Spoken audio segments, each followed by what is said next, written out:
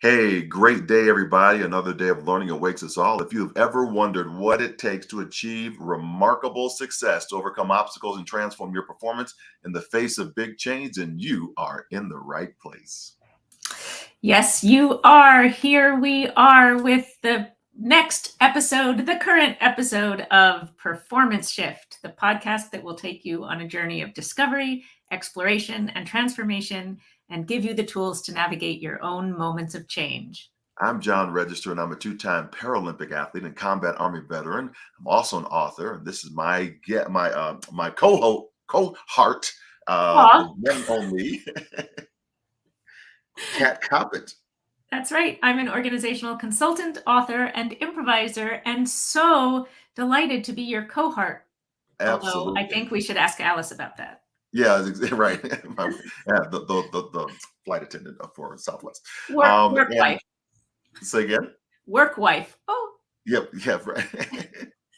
And together we are sharing our expertise, insights into how we can navigate change and find success in the face of adversity.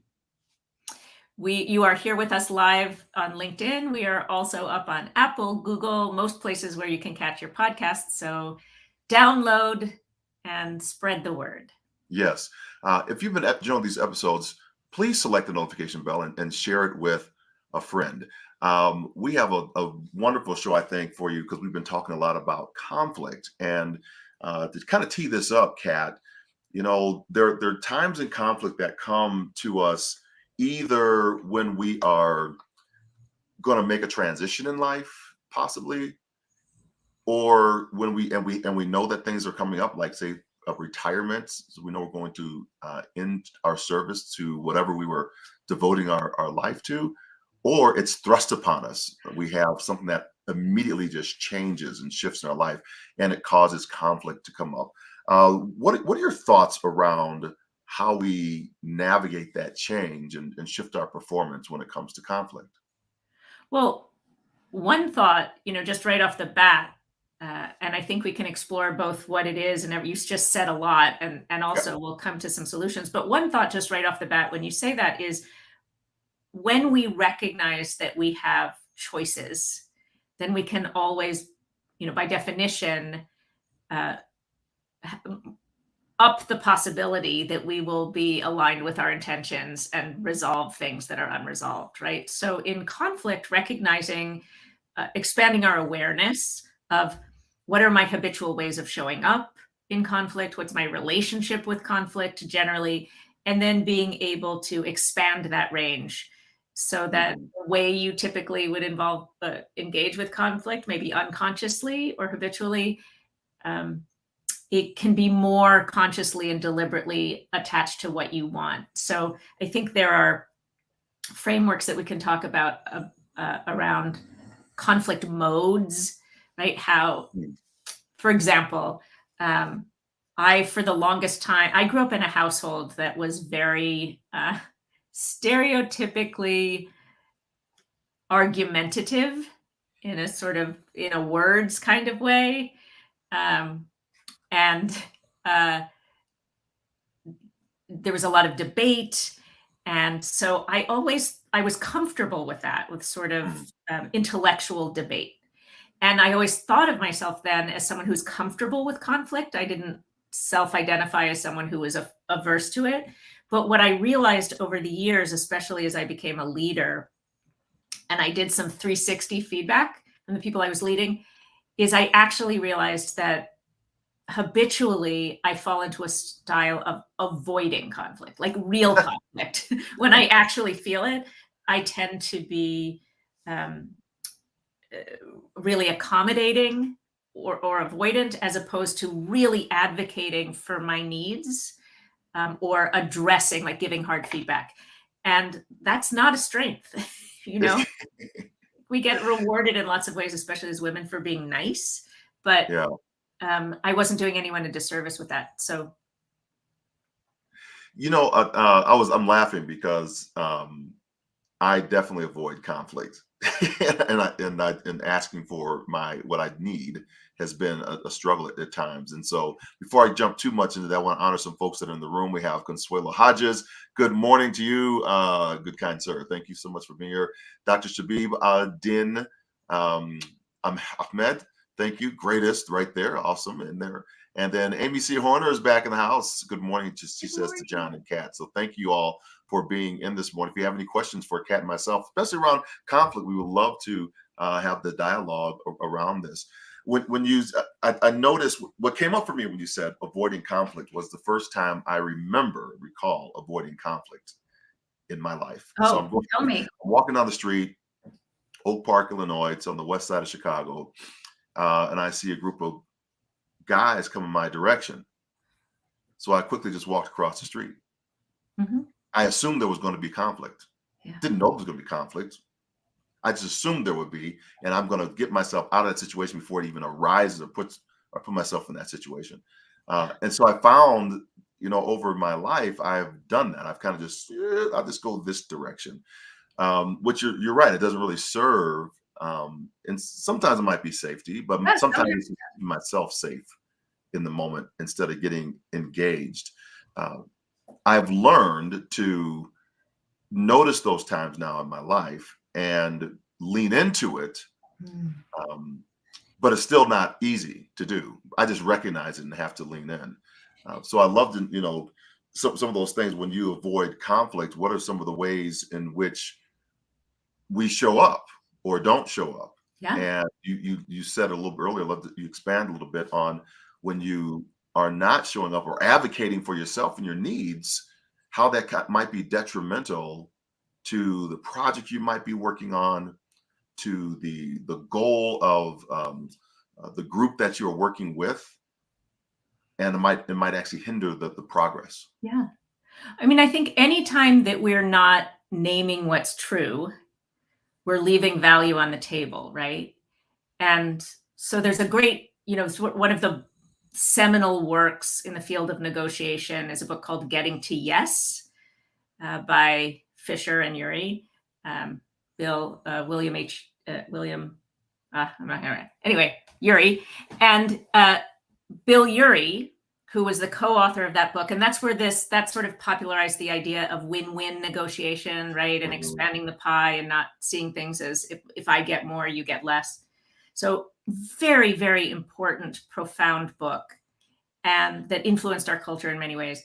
Years later, Bill Ury wrote a book called The Power of a Positive No, because he was like, oh no, what have I done? I've written this book. I've talked about this win-win negotiation. And what's actually happening in practice is, under the guise of collaboration or looking for win-win solutions, lots of people are undermining their own needs and interests and not speaking up for themselves.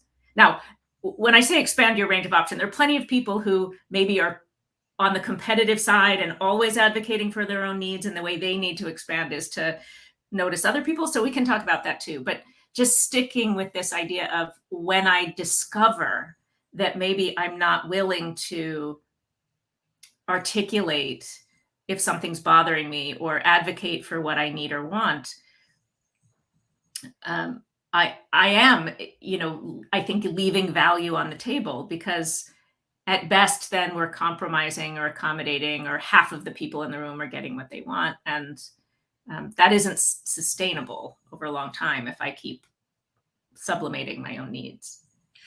It's interesting. I'm going to what I went through maybe less than 2 years ago. So it was and then Consuelo has a question, so I want to get to his question coming in here. It was, I named it to a team that I was leading. So I wanted to show where I struggle, so that they would model and kind of they could show where they struggle, so we could, build more cohesion for the team. And then I found them trying to exploit some of those things to put me in those situations, thinking that I would not dive into it, even though because I had named, something that was a struggle for me. Mhm. Oftentimes we just want to just show our strengths, and we don't want anybody to see our weaknesses, or Yeah. if even are a weakness, or they might be a weakness to us, but you get somebody else that might be strong in that area. We named Alice earlier. Alice is the antithesis of me. She's going to name what she wants, and that is great because that strength. I'm like, wow, I got to Amen. do that, right? I'm like, man, and that's what I think, that's a great attraction for me to her. Um, and I realize how much I still have yet to learn to move forward. But when somebody is, you kind of name that in a work environment, and Mhm. you're going around and you're saying, okay, whatever, you take Myers-Briggs or whatever the widget might be, and you find that you are not as strong in some areas as in other areas, and other people see that, how do you work around Yeah. the folks that will try to maybe exploit some of those things? Yeah. So many things. Again, this is such a big, rich conversation. I think that a couple of things come to mind. One is you mentioned Myers-Briggs. There's a framework that I love that we use at Coppet a lot called the Thomas Kilmann model of Hmm. conflict. And the two axes of it are advocating for myself and and the needs of others, right? So I can be low or high along a spectrum of caring about or understanding or wanting to serve other people's needs, or I can be high or low in terms of serving my own, right? And that if you combine those on the XY axis, you come up with 5 conflict modes or ways of engaging with conflict, and which we could walk through if you want.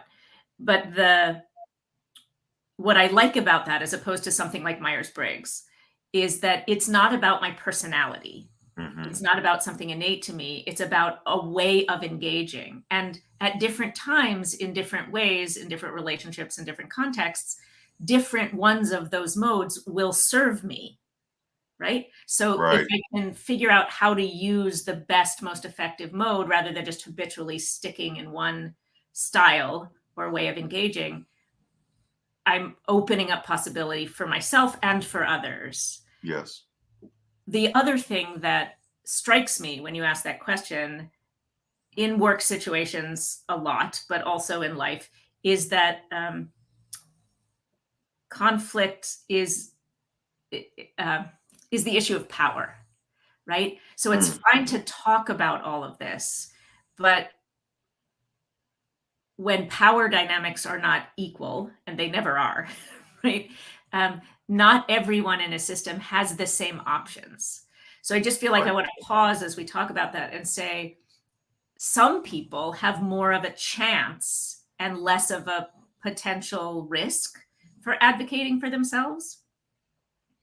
And yeah, just seems like we should name Right. that. For sure. Uh, Matthew Thompson just came in here. I'm going to get to Consuelo's question in a second. Matthew Thompson, amazing. We've been meeting up like every uh, with this company I'm working for. Like I have like 20 opportunities with them, and then Matthew's been like 3 of them. He is the incredible. We call him Captain America. This guy's just built, and he's he's running ultra marathons, like marathons. Oh my goodness. Yeah, he's triathlons. I want to say triathlons. So he's in the what's it called, the Ironman. Yeah, so that's it. Brilliant. And then so Consuelo was talking about here.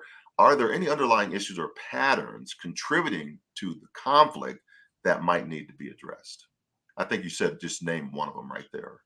Well, power, Power, absolutely. right? Yeah. You know, this makes me think about a framework. I think it's um,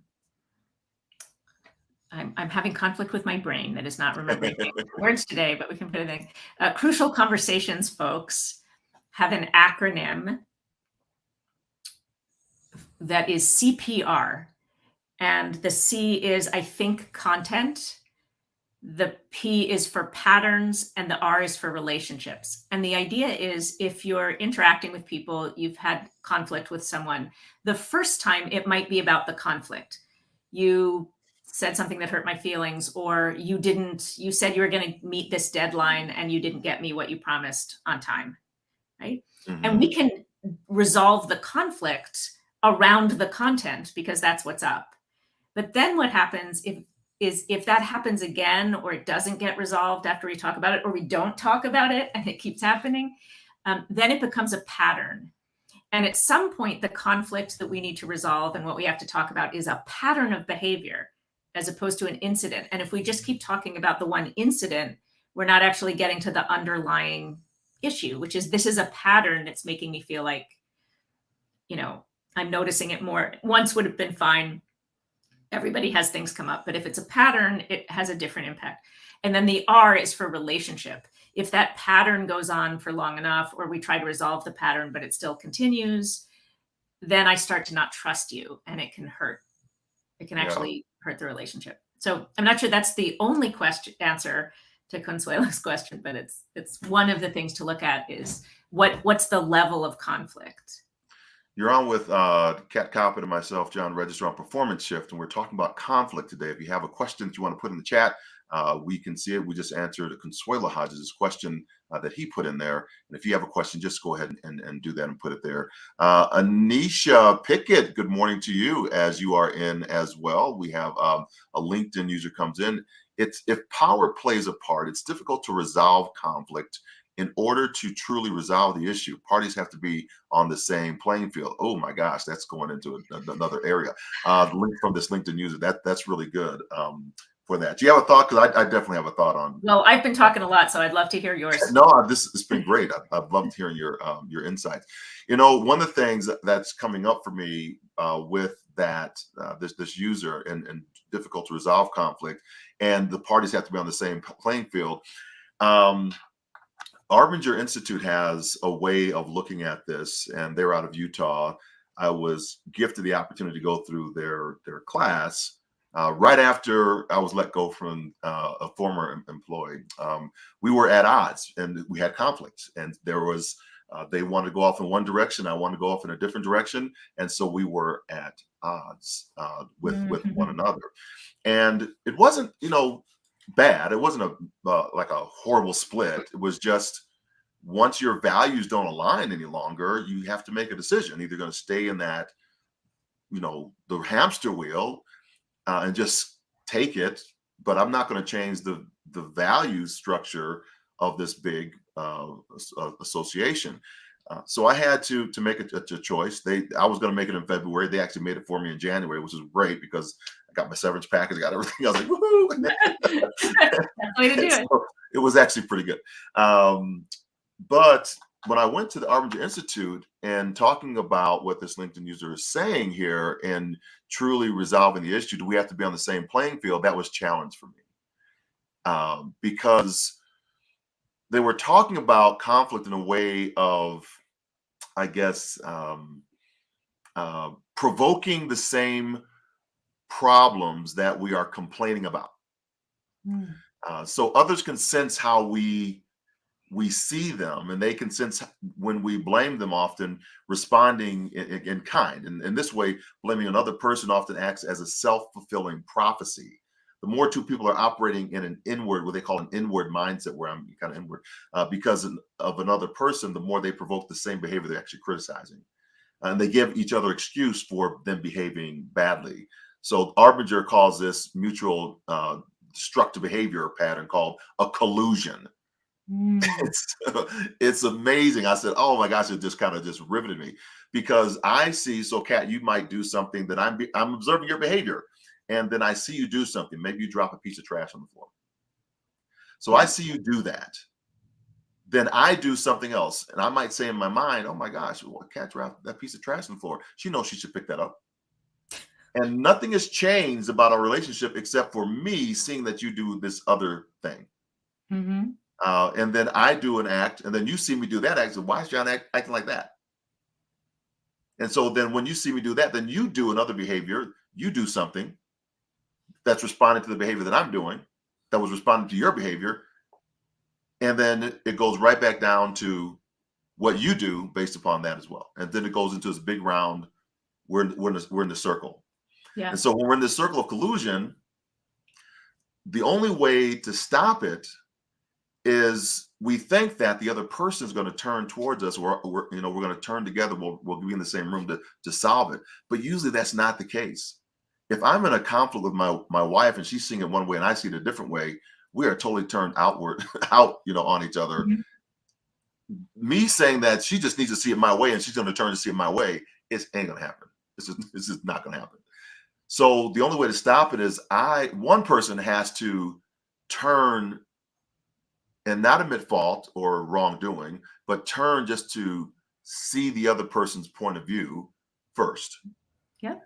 Because when we do that, I'm no longer complicit in the collusion of that. So that's one of the things I learned. So when I go inward, what Arvin just says, when I go inward into myself, there are kind of 4 buckets I can wind up in. The first bucket is a better than bucket, where I might see myself better than someone else, or my self-view is I'm superior, I'm important, I'm virtuous, or I might feel in that area, I might feel impatient. Oh, just get it done. I might feel indifferent. I might feel some disdain, or I can be in an I deserve bucket. I deserve this. So my self-view might be meritorious. I might be mistreated or unappreciated, but I might feel entitled or deprived or resentful. And then Arvind talks about in the inward ways, I might also see myself worse than somebody.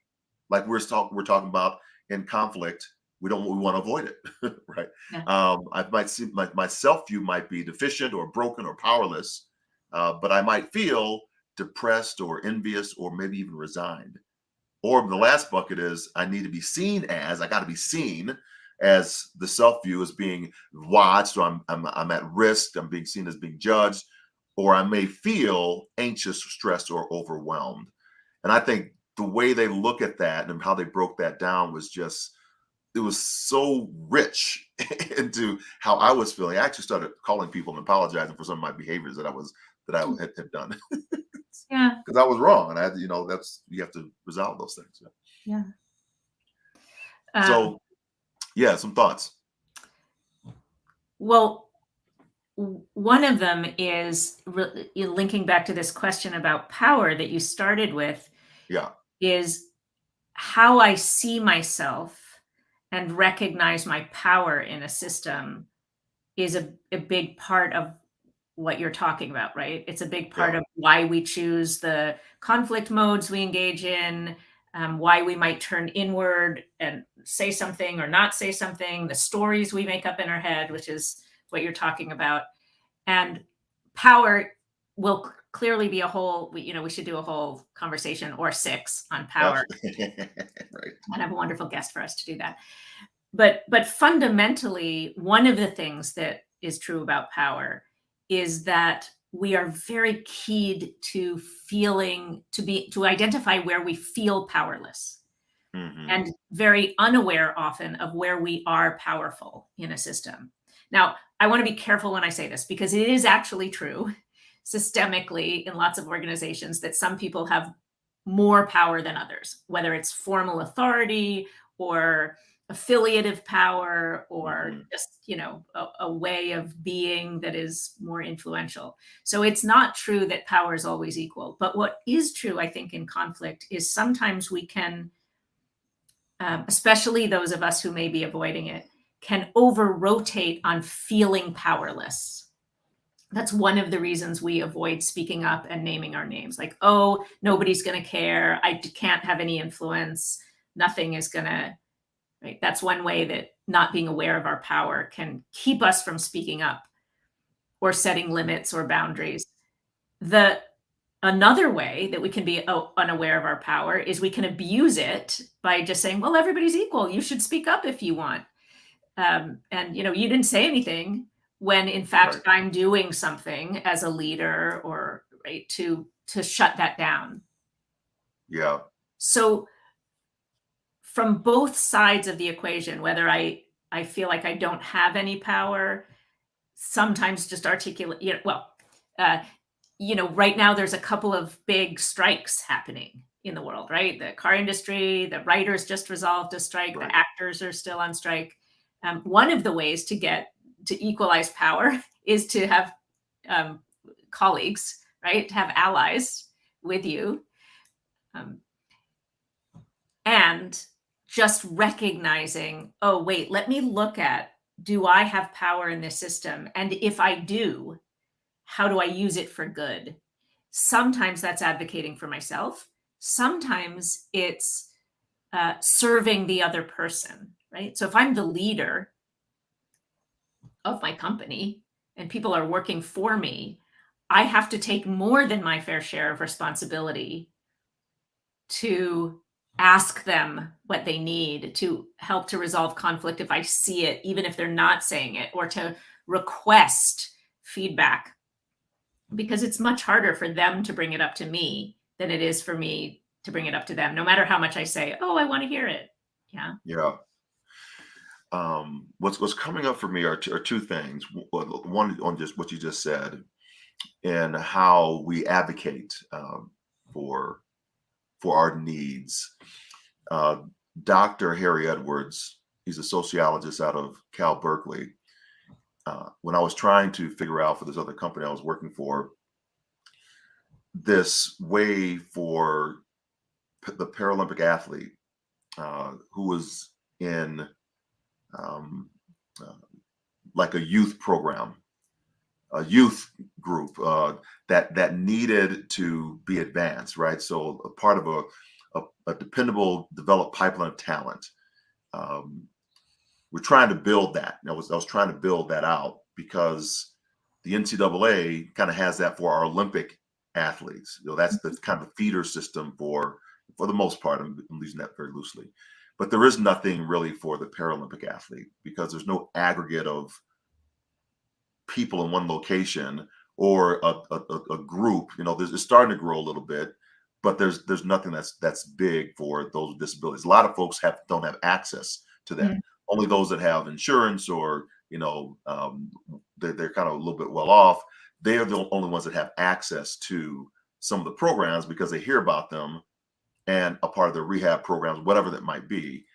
So there's the access issue with there. Kind of like the parallel in Olympic sport might be sports like volleyball or soccer, where all you really need is a ball, a net, and Right. it doesn't really cost a lot. But they've become like golf, where it's so expensive to get in to do things. We're really not measuring those sports. Are really not measuring themselves against the best talent. It's only the best talent against those that can afford to pay the money for that. And so we lose the World Cup. We don't get in, and we're wondering what happened. Well, because we don't have the best talent. Oh, yes, we do. We know it's only the best talent of these people. That's right. So it's where that we get beat because other countries, they just get the best talent from everywhere that comes into.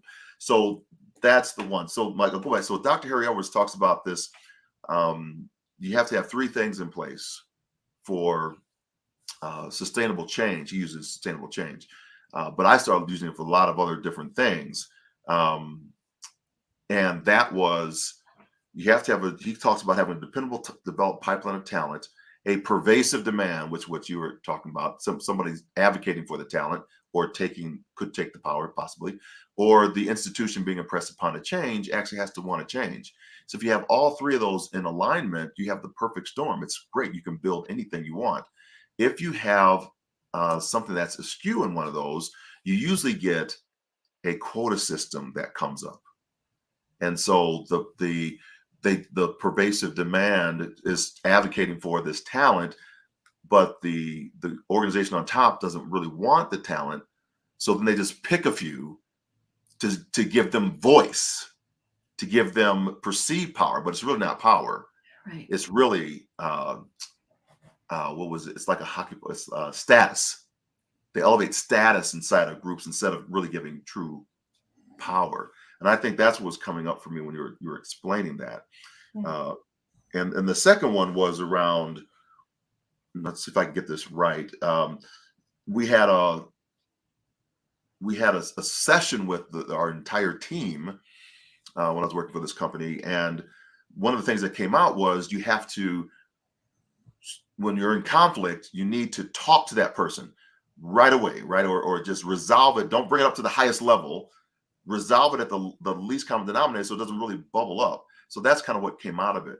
And then I get to an event where I'm checking into a hotel. We're about to do a big function with all of our teams going off to the next games, Olympic and Paralympic games, and we're going to do all these things. I'm doing my role. I'm on the role of the team to give out uniforms and things. And my boss at the time comes and tells me, he pulls me aside and really kind of chewing me out about, I heard that you were at the front counter and you were just being belligerent. You're demanding upgrades on the rooms and everything. And I was like, if you know me at all, that is like the antithesis of me. I don't even want to avoid that. I'll just, whatever you got, I'm gonna take, just go to my room. So what happened was somebody had mistaken me for somebody else and went to that person who was also in our group, in our room, to say if there's any conflict, which could have been resolved at the lowest level, and went to the boss to say that this was what the behavior that I was observing. So then I told you I avoid conflict, but when it's usually about me and attacking character, that's when I stand up, right? That's kind of most of the time. So then I said to him, number one, you told us a few weeks ago that if there was a conflict, then that person should come to the individual. That person didn't come to me. So number one, you should have told them to come back to me. First of all, that's number one. I said, then number two, I said, until they do, I don't know their motive or intentions. So this conversation's over. Right. And I just walked away, and it got resolved. So that he went and did that and found out that it was mistaken. And I told him, I said, number three, if you thought that my character is like this after 6 or 7 years being with me, you have no idea who I am. And I walked away again. So that was the conflict of resolution that I did, but I was doing it in anger more than trying to build a relationship at that point. So this LinkedIn user comes back and says the root of all this is trust. If we truly trust someone, boss, organization, partner, perceived power diminishes. Thoughts on that? But go back. I know you had some thoughts on what I was just saying there. No, well, I think they're connected, right? I mean, trust and Matthew said something about you have to complement power with love. I think healthy resolution of conflict means that you are trusting yourself and the other person, right? That we can resolve this, to articulate your real needs and to work towards a solution together, right? And we may not agree on our Fisher and Ury talk about positions versus interests, right? Yeah. So my position might be, I need this $10,000. You're not paying me enough. I need $10,000 more in salary. But the underlying interest might be, I need to feel valued, right? Or I need to sustain my family, right? All sorts of things. And so depending on the type of conflict and the person you're with, it can be more transactional. Or, if I'm buying a car, maybe I don't trust the person I'm buying my car from, and I don't have to, and I'm just going to be sort of competitive and advocate for my own interests. I don't really care about the car dealer's interest. It's a one-off thing. But in most relationships, in work or in our lives, we have relationship interests, right? So in this case, in your example, you felt like, how could you not trust me? There was a break of trust on both sides, right? Like he felt like, oh, you made me look bad. Now maybe I can't trust you when I thought you did. You probably felt like, how could you not trust me? How could you think I was this person and come and accuse me without asking, right? So then the question really becomes, if trust is at the heart of being able to advocate and resolve conflict, how do we build trust, right? What is it that we need to do that? And I think that's, there are elements to trust. We're spraying a lot of frameworks today. Lots of frameworks. Right? One of them is that I have credibility and another is reliability. You feel like I'll do what I said I did. We've talked about that. And the third is intimacy. And I think that's the piece of trust that people are really talking about. Do I feel like you understand me? You have my best interests at heart. You care about me, right? And is that reciprocally felt? And then how does that relate to how much I feel like you're self-focused on your own interests, right? Right. And are you willing to balance my interests and needs and care for me? Do you care for me? Do you love me? Right. And if I don't feel like that, then I won't be willing to risk making myself vulnerable, which is one of the things you're saying you have to do. Lots there on trust. Lots there on feels like it's time for like an improv. Oh, an improv Yeah, game? an Well, improv game. Well, what do you think? There's something you sure. want I to mean, resolve? here's what I'll say as we do this. We have done a disservice in some ways to everyone by just like opening up this topic, and which we could spend many, many, many hours on. We'll list some of the things in our show notes that we've mentioned: Arbinger's group, the Kilman Right. conflict modes, crucial conversations, all of those things. But at the heart of it all, as we start to talk about trust here, I think if we're going through an improv lens, one of the big skills is listening, right? Is being able to really feel heard and understood by the other person, and taking the risk to share yourself so that you can be heard and understood. Because before we do that, we can't even know what the conflict really is.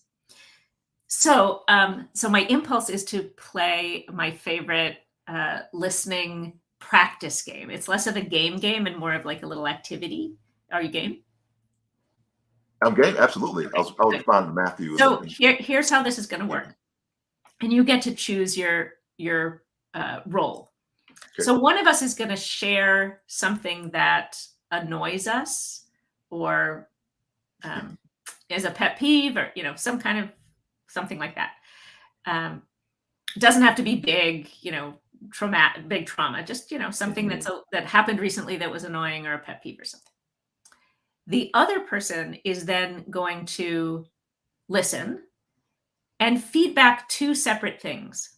The first is, here's what I heard you say. And the idea is to really understand what is the content, right? What happened? Did I get it right? So I'm clarifying and confirming my understanding of what happened. And then the second thing is they're going to say, here's what I hear you care about.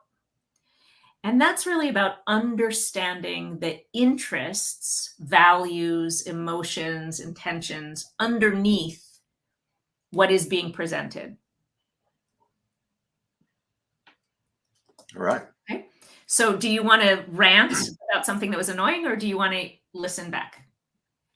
Well, I was going to say something that was annoying. Yeah, please go for it. That's what I was hoping you'd say. What annoys me is when people talk on the phone and they're eating food at the same time, and I hear the crunching and the smacking in my ear, and I even can say food. I can fly food's popping out of their mouth at the same time. It's just, I got these images that's just going on. Yeah. So people talking on the phone with food in their mouth and and can't even get words out because it's like this. No, I think it's going to go like this. No. Yeah.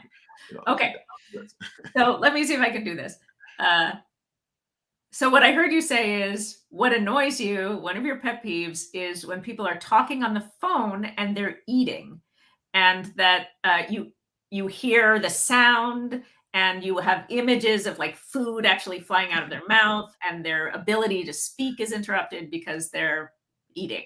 And you find that very annoying. Did I get it right? That's right. Absolutely. Good. Yes. So here's what I hear you care about.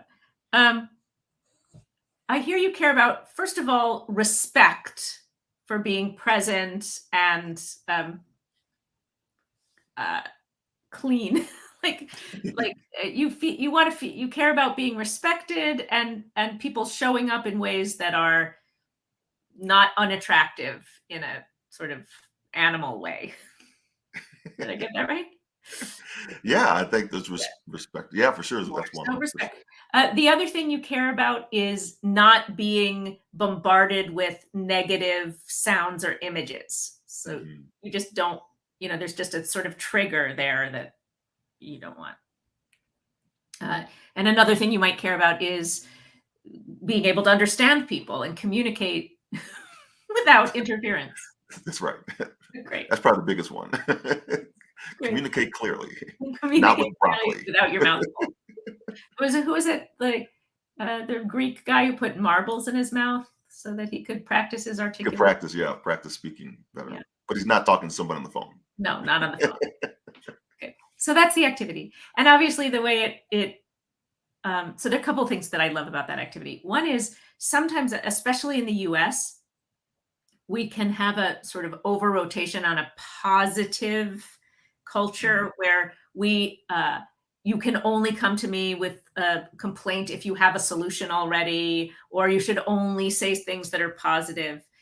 And in fact, the things that bother us, the things that annoy us, are little flags that say there's a need here, or there's a value here, there's something that matters to me here. So if we're able to share those and receive them and unpack them to get, oh, you're not just complaining, but there's something that you value, then that allows us to open up. How do we support each other? How do we resolve the conflict? Oh, I'm just busy and I'm trying to be with you and eat. I didn't even know you could hear that. I didn't know it was, offensive, or, so what you care about is not that I don't get to eat, or you care about being able to hear me well. Well, I want you to be able to hear me well. If I know that, then maybe I will, say, can we have our call in 10 minutes so that I can stuff food in my Right. face? Yeah.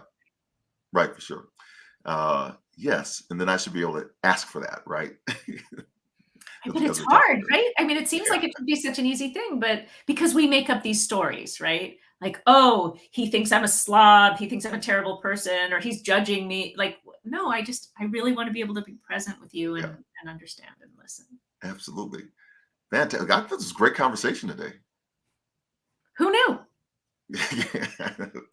Yeah, who knew? Matt had to drop off. LinkedIn user, I think, applauded the comment that you said to that person's response, and Matt was also saying, how do we find more about this entire discussion? So, Kat, you want to tell him how you can find out more about us? We'll put some of the links in the show notes, as I said, to some of these frameworks. John and I both speak and train. Conflict is one of the topics that we do experiential learning on. So if you're interested at that level, please reach out. Yeah. Absolutely. Toby, one more comes in here and says, I'm really enjoying this. Over-rotate is such a helpful term concept. Yes. You will find that Kat has so many helpful concepts that are out there because she's such a student of this and an amazing improviser for life as an instructional designer as well. So today, if you have enjoyed this, we hope you enjoyed it and you gained some valuable insights. You can apply for your own work of life. Make sure you're following the show. We're going to be up on all those the podcast platforms. This one will come up in about 2 weeks. So thank you for tuning in to another episode of Performance Shift. We hope that today's conversation has left you feeling inspired and ready to embrace the change that's in your own life. So until next time, we will say goodbye. I have a new saying, Kat. Okay, let me have it. A new saying. So we talk about breathing life into others. I was with this person in a Uber, and we had this great conversation. And from it came the breathe life in the Latin, which is vitam inspirare. So everybody out there, vitam inspirare, go breathe life into your worlds on this wonderful Saturday. So go forth, inspire your world, everybody. We'll talk to you soon. Bye for now.